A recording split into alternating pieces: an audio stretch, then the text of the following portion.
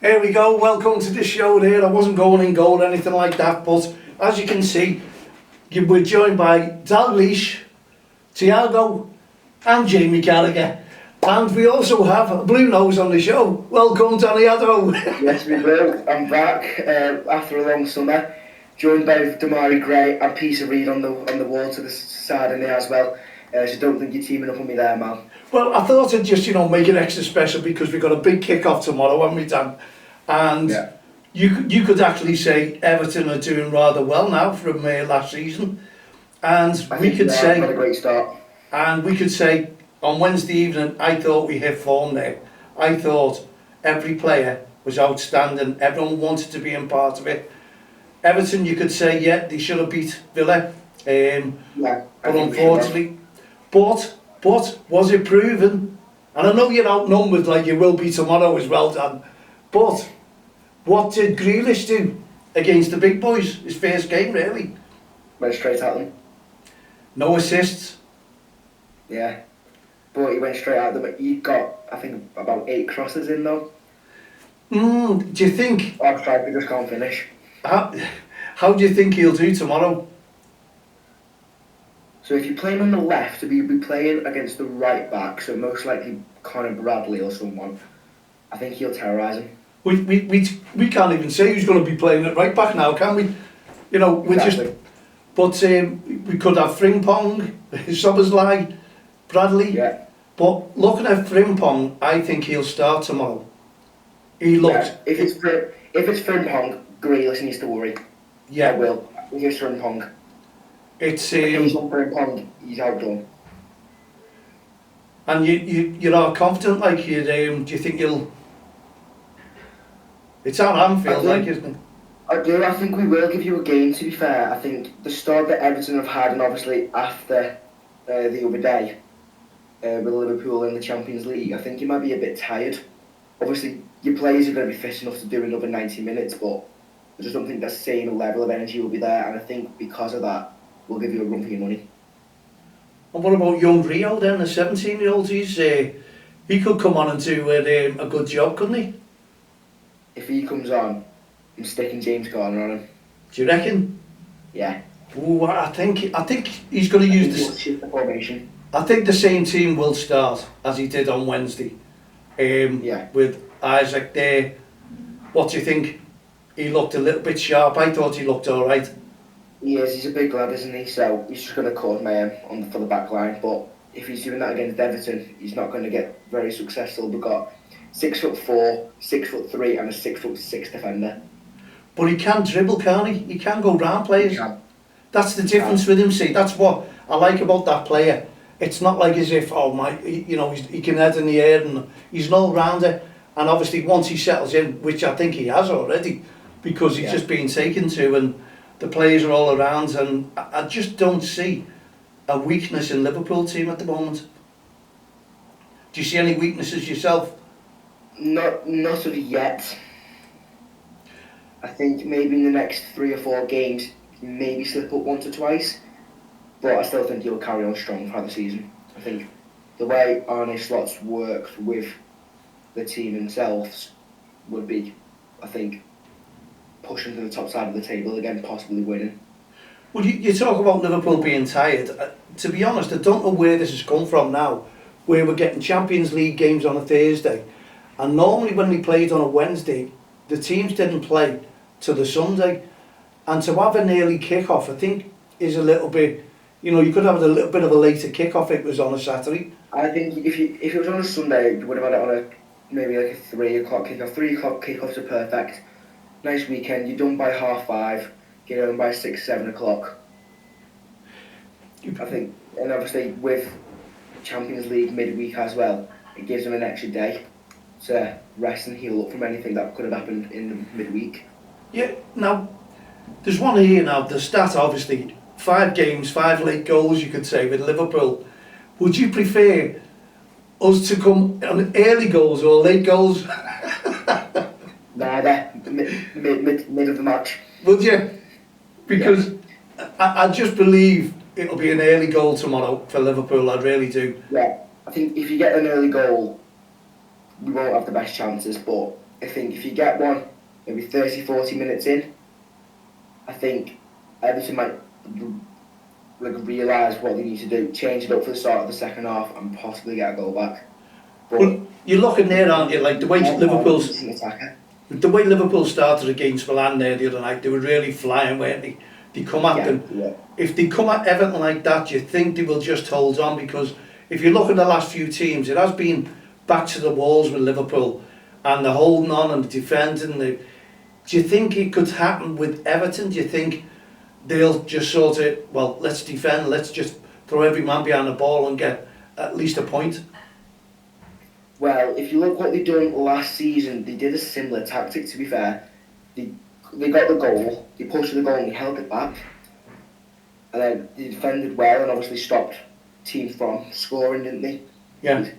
Led on for the 3 points for them. So I think if you say with the early goal tomorrow, if they do get one, they'll sit back, even throughout the game. If they just sit back and it's still 0-0, I think they might try and invite the pressure and then go on the counter, because Isak is fast. He is, yeah, and if you get a through ball to him and he's by himself with one defender, he's gone past and scored, 100%. I like this Ekatike as well, to be honest. I think you've got your work cut out with the players that's come, because we've got a squad full sitting on the bench there where they're all dangerous, and normally Liverpool didn't used to have that, did they? Now you're looking and you're going, oh my God, look who's coming on now. You know, what will he do? And that's what you've got to look at all the time. You've got to look at your subs bench, like yourselves. Have you got anyone on, well, do you think you'll have anyone on that bench to make a difference? I think if he starts how he did with Aston Villa last week, I think in the maybe 60th, 70th minute, if he brings on Merlin Hall, the game might change. He's a box-to-box midfielder for me. He's a big lad, he's reasonably strong, he goes into a challenge, he doesn't back out, and I think if we get lucky to get one of them on our side, possibly there, and then that's more of the, I think I'll class him more as a defender really, for how big and strong he is, but then you've got the likes of Charlie Alcaraz and Dwight McNeil. Okay, hit and miss at times, but when they get a good strike on the ball, they know what they're doing. I just look at Everton as two, decent players on that pitch, and also you've got Grealish. Other than that, I can't see really anything that will upset Liverpool. I can just see that Everton will just sort of go on the defensive and try and smother the ball, just man-to-man marking if they possibly can, try and stop all the attacks, try and slow the game down as much as they can.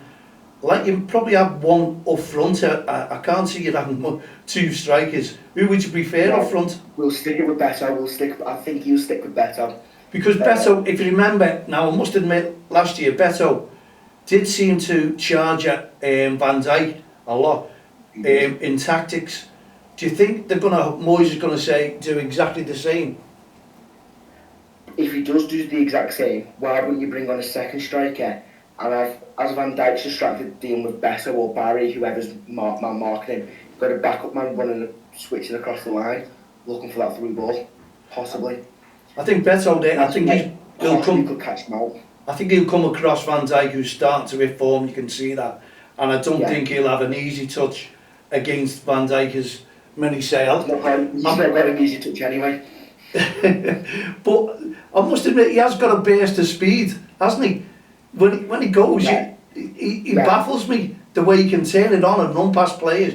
But he's got good strength. That's what I like in a player. Direct. He's a direct runner. He is, But obviously, towards the end of this programme, we'll predict the score. We won't predict the score at the moment. What did you think last night? Did you watch any Champions League football? I watched the first half of the Barcelona-Newcastle match. What did you think of Rashford? I thought he was unreal. I think the first half, he stood out a little bit, to be fair, because obviously Newcastle were on the attack most of the first half. And when obviously they got one or two chances towards the end of the first half, you could see Rashford was the man who started it, kind of thing. They played it out through the wing, and obviously you take your time, he goes inwards, cuts it through, and obviously he ends up going scoring both goals for Barca, didn't he? Two great goals as well, weren't he? I didn't see them. I've not seen them. Oh, you've got to have a look. You've got to have a look at his second one as well, Dan. Have a little look on that one. But I just thought there were flashes of brilliance. He was touching the ball. He was like a Barcelona player, to be honest. Man United must be sick that he's gone away from there, mustn't he? Yeah, I think the way he was treated when he was at United, no, it's wrecked him. I think he's now in the right place, to be fair, where he's obviously getting game time with Barcelona, and obviously Barcelona have been one of the best teams in the world for many years now, decades. I thought their performance last night, I thought it was outstanding. And when those Newcastle fans were really screaming, shouting and throwing everything they could at every tackle, every throw-in, it didn't faze the Barcelona players. I thought they still... From minute one, they were all over them, weren't they? Yeah. All the fans. And obviously, look at the result. But they were great on the ball, Barcelona. There was no mistakes. They were using their heads. It's like they weren't listening to the fans at all. And it didn't put them off. So I'd look at them as one of the favourites, definitely, for the Champions League this year, playing like that. Possibly. Definitely. Possibly. I don't see Real Madrid. I really don't. I think they're going to go a little bit backwards now. And apparently Trent only lasted 4 minutes, didn't he? He's still there, Don? Yeah, he's not. Yeah. He's injured, isn't he? Yeah, 4 minutes. Yeah, I think he's glitched out, yeah. Yeah, no, Trent's injured. I think by the time he gets back, it's the week before he plays Liverpool, and that'll be funny. I don't think he'll put him on against us. I don't think he'll handle the pressure, and if he does, well, I'll be amazed. You know, he might want to prove himself, but I don't think this is where I don't think the fans will take to him. I really don't. No, he won't. When he announced it, he got booed as well. So when he's coming back to play, I don't think it'll be a good experience for him. Okay, it's only 4 games in. This is our 5th game tomorrow. They are flying, I must admit. The Premier League, the games are coming thick and fast. And I think, do you have the EFL next week? Say it again? The EFL Cup, Carabao Cup, are you in that? We do, yes, so we have Wolves away. That's right, yeah. I'm not too sure about Liverpool, what they've got. Hopefully. Because the draw, when's the draw for that one, the 4th round? The 4th round, it'll be after the last match of the 3rd. So, whoever's got the TV coverage on the last night will be after their game. Because the round 2 was United Grimsby, directly after that game. It's TNT, yeah, I remember them saying the draw, so they got the draw after the game. But I could have swore, I overheard them saying Thursday. So is there a Thursday game, EFL? I don't know. Because it's all now. Games are on probably nearly 7 days a week, aren't they? Might be. Yeah. I'm just thinking because I know Everton play. So obviously Everton play tomorrow. Yeah. I'm not too sure. I think it is in the midweek. I'm not sure if Everton are Thursday because they play on the Monday. Right. They play Monday night football against West Ham. Ah, right, okay, got you. So it possibly could be the Everton game. Yeah. But it will be after. It'll be a big team, obviously, because they get all the sporting coverage, don't they? Yeah, they do, I must admit. And I had to laugh at Newcastle going back to that Champions League. See what Newcastle are doing. They're probably doing it with Everton, Liverpool, where they're throwing all the fans right at the top in the far corner out the way. It's another ploy, isn't it? So do you think the likes with Everton will follow suit and do exactly the same? Possibly. It makes you wonder, doesn't it? You know, because if the fans have got a good away support and they think, let's get these out the way. Yeah. Well, when obviously we looked at the Mansfield match, the away fans had the lower corner and the upper corner of the Hill Dickinson Stadium. And then for Villa, they only had the lower quarter. So I think they pick and choose where they want to put the away fans, don't they? Yeah, true. Now, what do you think? Do you think Everton have adapted to the new stadium at the moment? I think it's suiting us. I do. I think it's suiting us pretty well, to be fair. Because the atmosphere that is created inside that stadium is magnificent.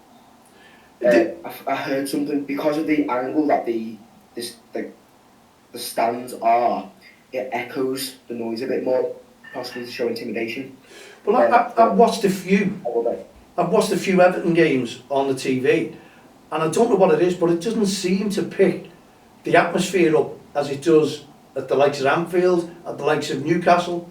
Have you noticed that? No, because because the commentary box, not the commentary box, where the camera is, it's up high, it's in the brace of the stadium, which is above the crowd.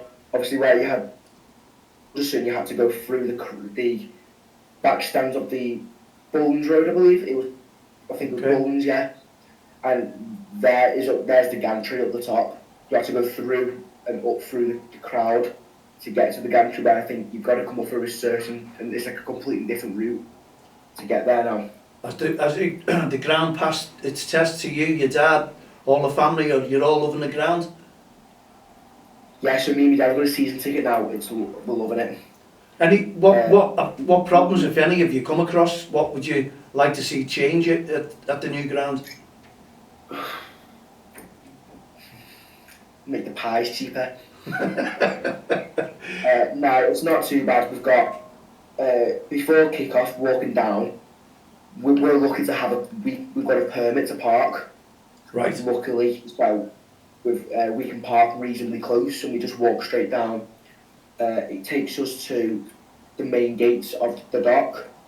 Obviously, you've got like your little fan stores with your scarf, your badges, your hat, gloves, and whatever. Then you walk through. Obviously, you've got the fan zone. You've got e-bars based in like the fan zones. Right. You've got food ban. Scanning in, obviously, the away end have to go in a separate way no matter what. So the away end, I've got their own walk through now. If I'm in the north, west, or south, north or east and south stand, you can walk right round as well. So you can feel like different views from the stadium as well. Well, tell us, Dan. This is what there's probably a load of fans out there, and you want to listen to where it is now. But where we at Anfield and Goodison, they used to park all the coaches at Stanley Park. There was a massive big road there. Where did the away fans park the coaches? I don't know. Yeah. So when we went to the test event, we had to take the soccer bus. It stopped out decently far away from the ground. I can't lie, about between 5 and 10 minute walk from where we got off. But walking down past us, there is an industrial estate. I think it's on the main road, just in front of the industrial estate, because I remember seeing a fair few coaches, and there was also some more soccer buses up the way I walk. Okay. I think it's just before you turn to go to Sandhill Station. Yeah, I know that. It's just like obviously fans will listen, and they're obviously going to make It's hard to get your head round because of all the road closures as well. It's a nightmare, I know. I was stuck in that traffic, I think at 6 o'clock. After the game was you'd finished at, I'd say about 4 o'clock. All the fans were coming out. I was stuck in that traffic for a good 2 hours trying to get into the city centre, and I couldn't believe it. But I won't make that mistake again, going in a car and going that way. I think I'll have to go round Runcorn Way, and I only live round the corner from it, you know. But thank you for the tour around the Hill Dickinson Stadium. What are the fans preferring, that name or Bramley-Moore Dock? What are they all going to? Well, it's hard to get my head around obviously the name and right. So the actual official name is Hill Dickinson, but I just call it Bramley-Moore. It's easy to remember because the pub outside the ground is the Bramley-Moore pub. Yeah. The dock name itself, which is imprinted into the wall, is also Bramley-Moore. Okay. Oh, well, there you go. So you give us a nice... Hill Dickinson is the naming right on the stadium itself. Right, and maybe the fans may just get used to it. I'm not too sure, but I know the media... Yeah, I'm not complaining. No. At the end of the day, so long as you get results, that's what you need, I suppose. And you've got David Moyes, you know, even West Ham now are all saying it's a little bit, you know, they're getting rid of David Moyes for their demise, basically. The way they're going down, they shouldn't have got rid of them. They were too hasty. But I'm sure, I'm sure you're glad you got Moisey back. 100%. Obviously, the year I was born was his first spell in charge of Everton, 2009. And obviously, that's when he brought Coleman in. So that's going a while back. And to get him straight back in as well, it was amazing. After Dyche went, Moyes came in, loved it. Okay, now then. we're coming towards the end of the show. We've got to do our forecasts. We do. And we've got to see just how well it goes. So, what do you think? What do you think of tomorrow's score? I'm going to say 2-1 to Liverpool, and I think you'll get goal from the 80th minute onwards to win it.